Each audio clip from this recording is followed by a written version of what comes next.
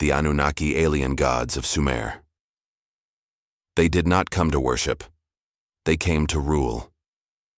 In the ancient city-states of Uruk, Eridu, and Lagash, long before the Great Pyramid stood tall or the Roman Empire drew its first breath, the Sumerians carved into clay a truth far more terrifying than myth.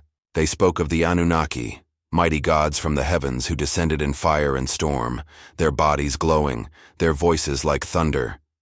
But these were no benevolent creators. These beings came with purpose, to extract gold, not for earthly riches, but to save the dying atmosphere of their home world, Nibiru, a rogue planet that skirts the edge of our solar system every 3,600 years.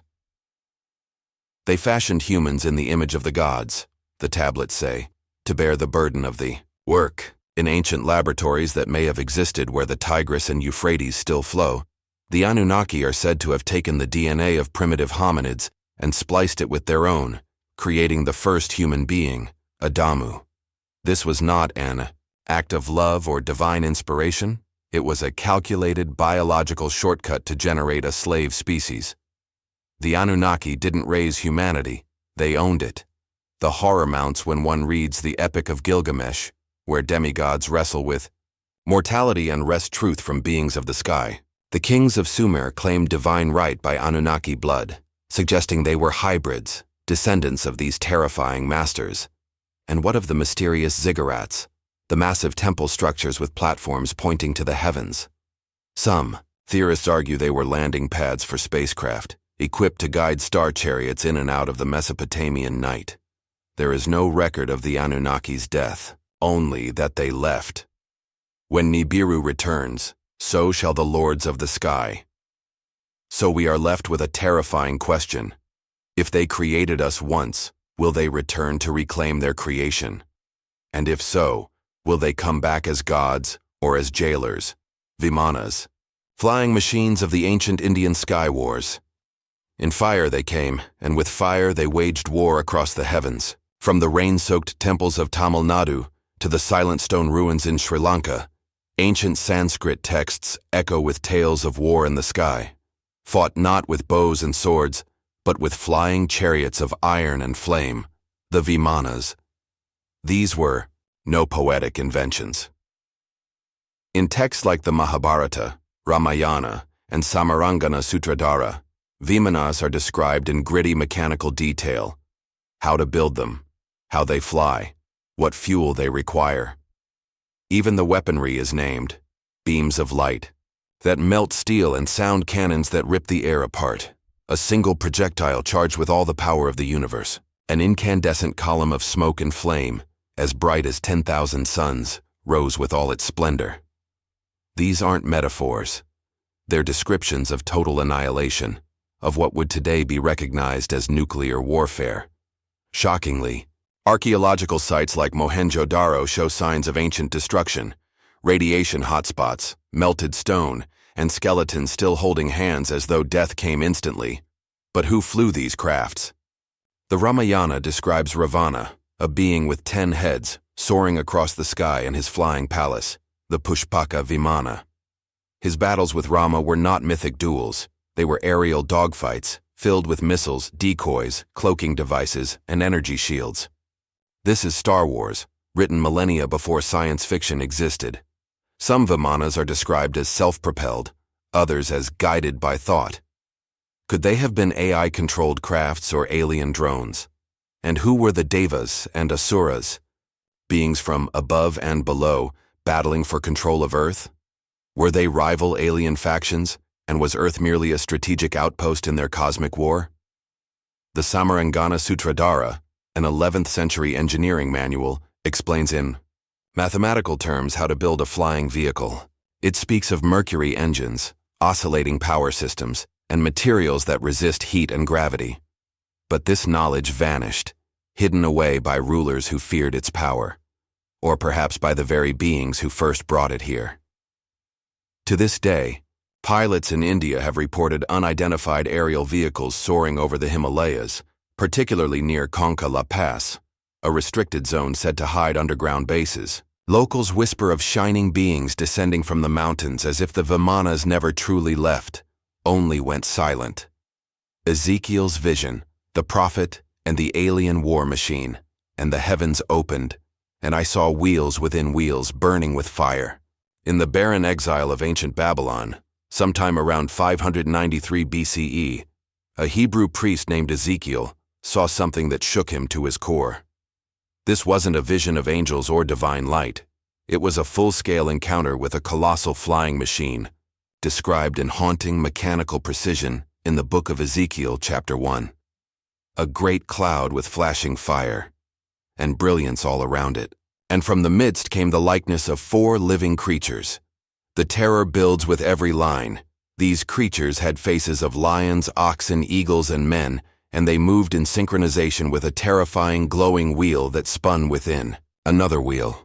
What modern eyes might describe as a gyroscopic engine or rotating propulsion system. Lightning flickered around them. Fire bled from their bodies. And when they moved, the earth trembled. Ezekiel didn't see a spiritual vision. He witnessed an intelligent machine, guided by beings beyond comprehension. Perhaps the same Anunnaki, rebranded through centuries of retelling. These weren't chariots of fire in the poetic sense. They were interstellar crafts, and Ezekiel, a traumatized man of faith, wrote down the only words he had to describe a technological terror far beyond his time. Later in the text, Ezekiel is lifted by this machine and taken to different locations.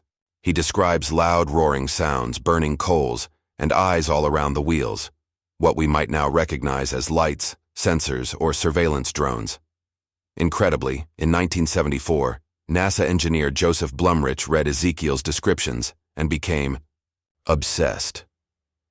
Initially intending to disprove the spaceship theory, he ended up publishing The Spaceships of Ezekiel, arguing that the prophet had accurately described a multi-directional landing vehicle similar in function to NASA's own lunar module. So what was Ezekiel shown? A vision of God?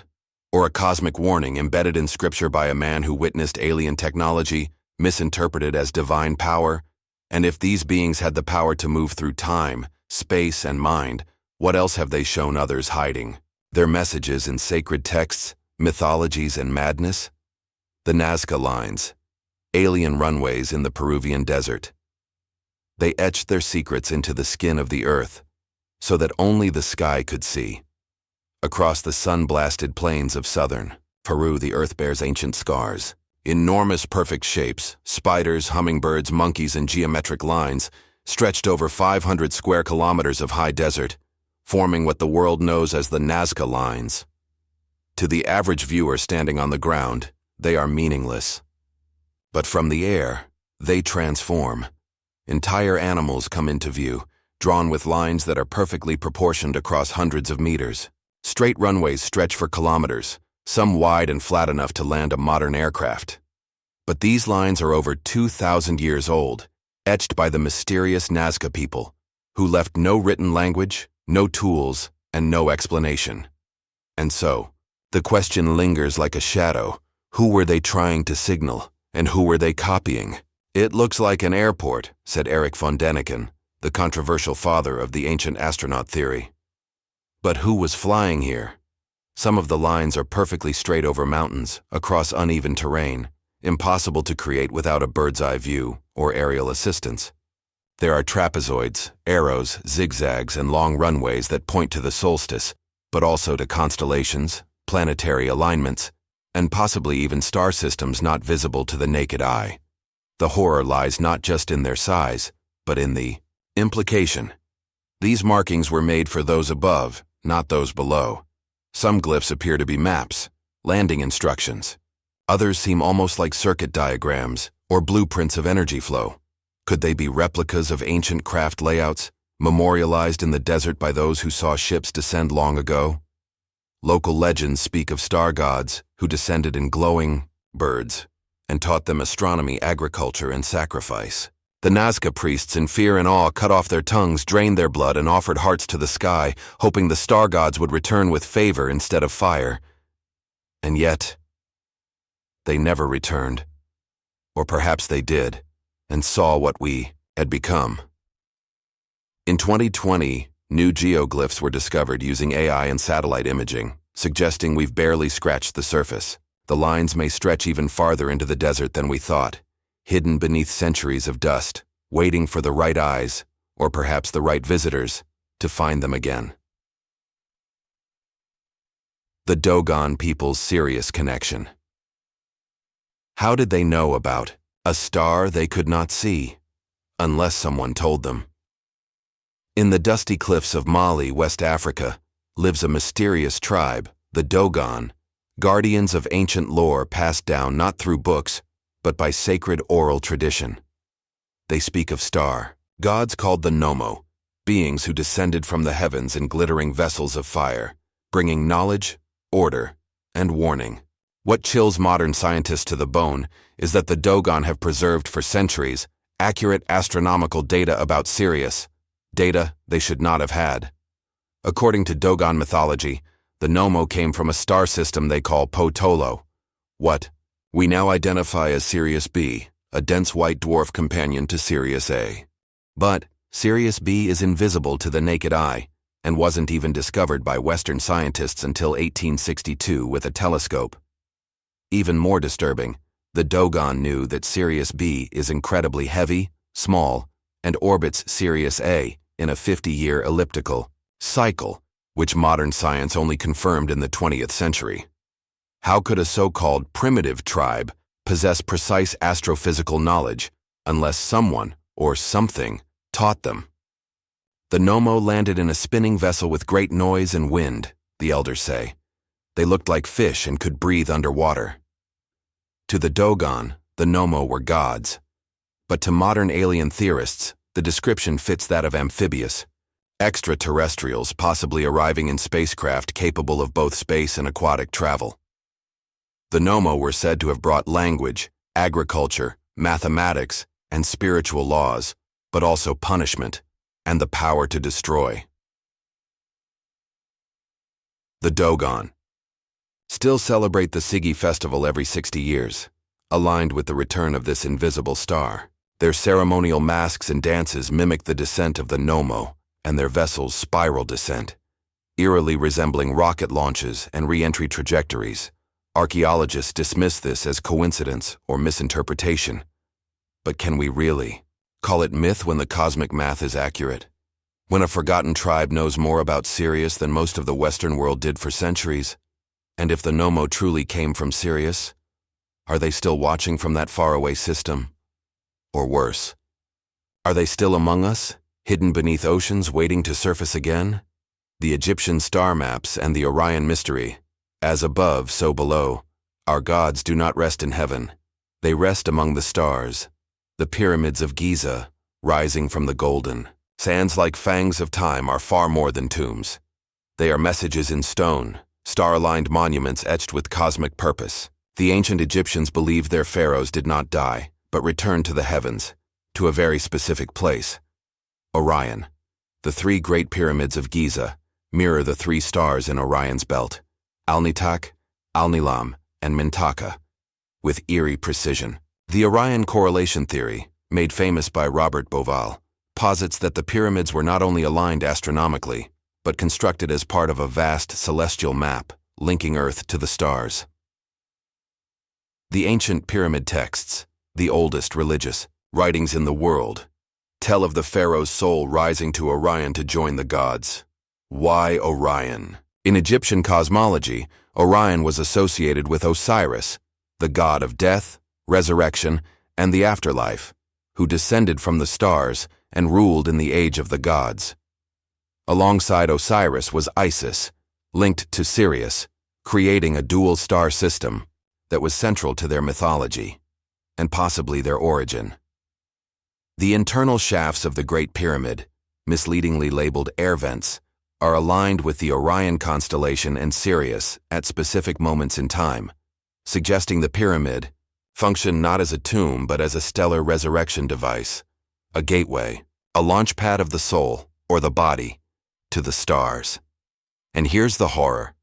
We still don't know how the pyramids were built, not with today's tools, not with today's physics. They are locked in position with celestial accuracy, using stones, that weigh up to 80 tons, transported from quarries hundreds of miles away. Some internal cuts and joins are so precise they appear laser-made. Could these structures have been designed not by humans, but with the assistance of beings from above?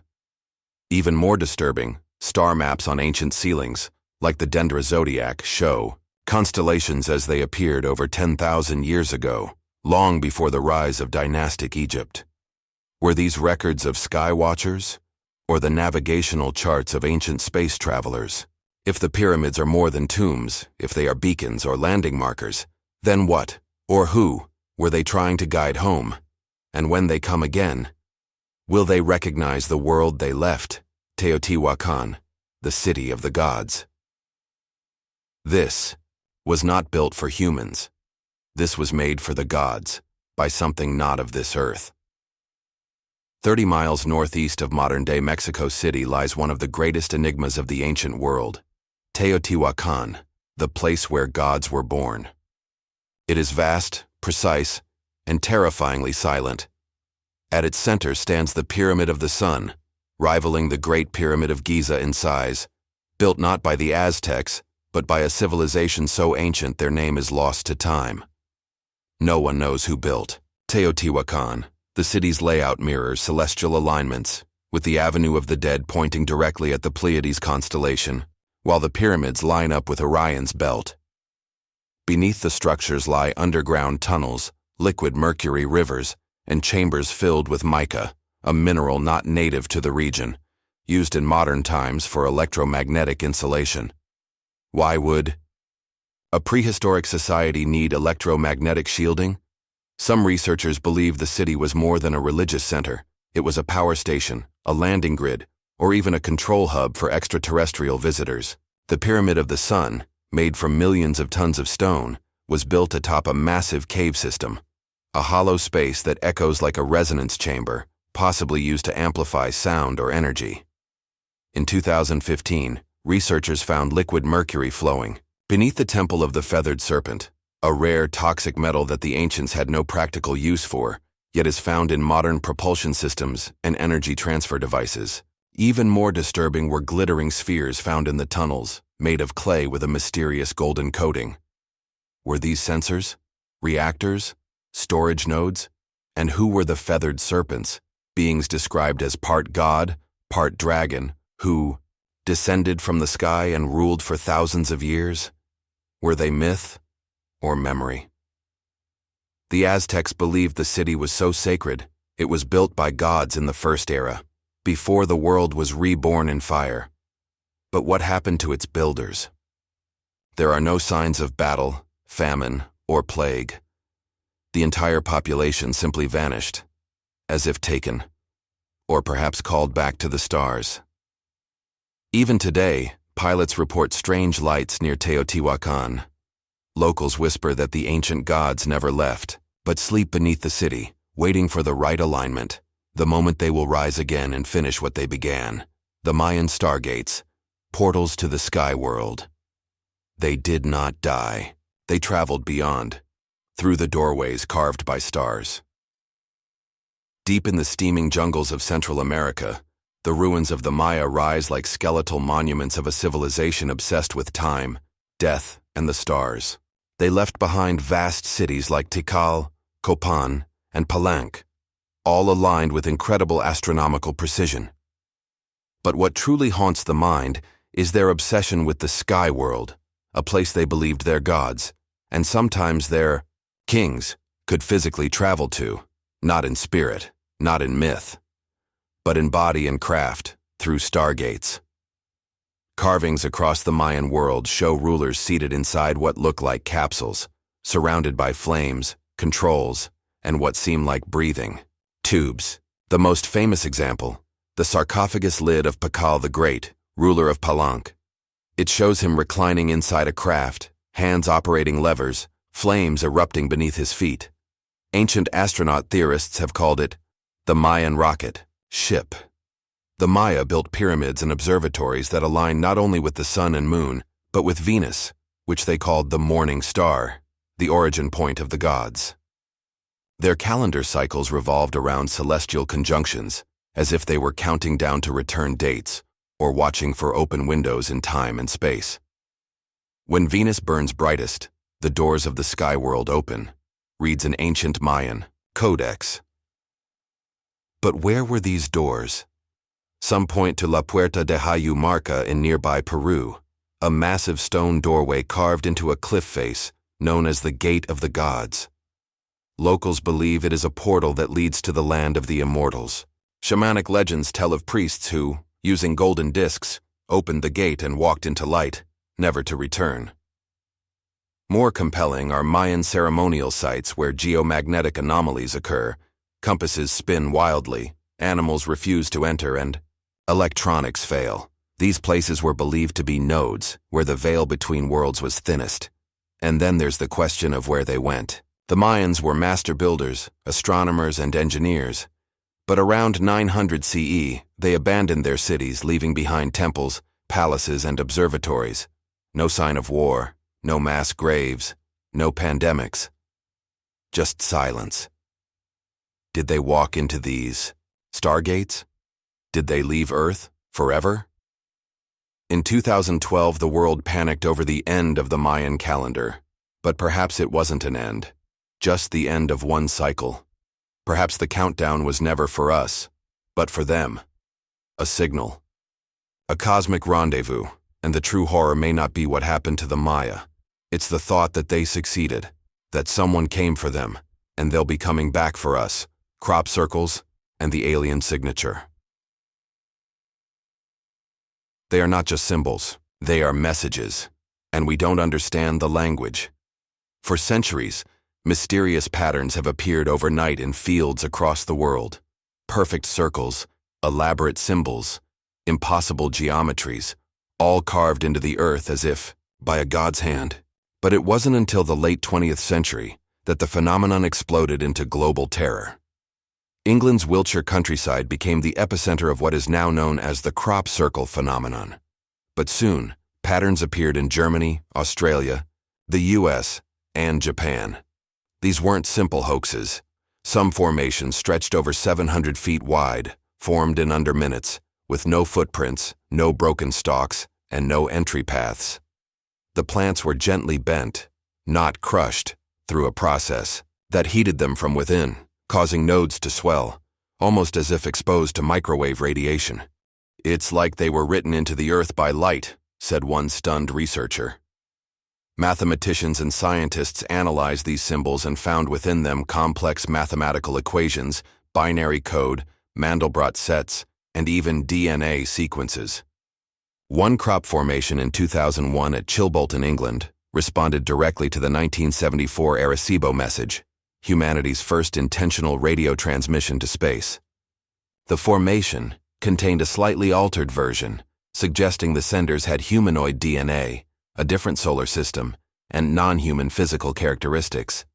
But what's more chilling is the emotional reaction people report when standing inside the formations: nausea, vertigo, euphoria, deep fear, like being in the presence of something holy or inhuman. One woman described it as standing in the heartbeat of something alien. Witnesses have reported orbs of light, spirals in the sky, and high-pitched frequencies moments before crop. Circles appear, suggesting not a prank but a phenomenon beyond our control, or perhaps our dimension. And here's the terrifying thought. What if crop circles are not art, but warnings? What if they are coordinates, calendars, or locks in an alien interface we cannot yet perceive? "They've been trying to talk to us," says one UFO investigator. But maybe the time for talking is over. Perhaps they are not asking questions anymore. Perhaps they are giving orders and we just haven't realized. We've already started obeying them. The Phoenix Lights incident, America's UFO mega sighting. We all saw it. Thousands of us. It wasn't ours. And they covered it up. On the warm, quiet evening of March 13th, 1997, the skies over Phoenix, Arizona opened, and something enormous moved through them. It began around 7:55 p.m. A V-shaped craft, silent and immense, gliding across the desert skies. Some said it was the size of a football field. Others swore it blocked out the stars.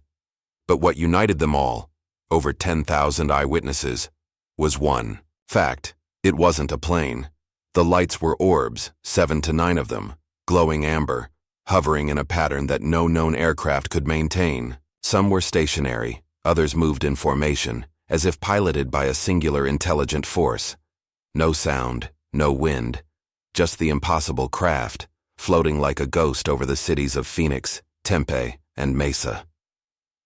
Among the witnesses were police officers, pilots, and military personnel, none of whom could offer a rational explanation. Calls flooded into 911, but the military remained silent. Later, they would claim it was flares dropped during a training exercise, hours after the first sightings, and in a completely different location. But people weren't just seeing lights. They saw the craft, the body, the structure. One retired Air Force officer stated, "I've served 22 years. I know our aircraft. That wasn't one of ours." Even Arizona's governor at the time, Fife Symington, admitted years later, "It was definitely not of this world. I'm a pilot, and I can tell you that craft was unlike anything I've ever seen." The most unsettling theory is that the Phoenix lights wasn't a mistake. It was a display, a show of force, or perhaps a test of reaction. For hours, the craft hovered, moved, paused. It wanted to be seen. But it wanted no contact. Imagine a being walking through an ant colony. It doesn't speak to the ants. It doesn't even slow down. It just watches. Maybe that's what we are to them. Insects, oblivious to the scope of the entities passing just above our heads. "They were telling us they're here," said one witness, "and there's nothing we can do about it. The horror is not just in the sighting. It's in the cover-up, the silence, the laughs from officials, and the way it was buried by history, as if the truth was just too unbearable to face. Because if they can fly above our cities, visible to thousands, and simply disappear, if they can control our skies, ignore our governments, and move without resistance, then they are not just visitors. They are gods. And gods do not ask permission.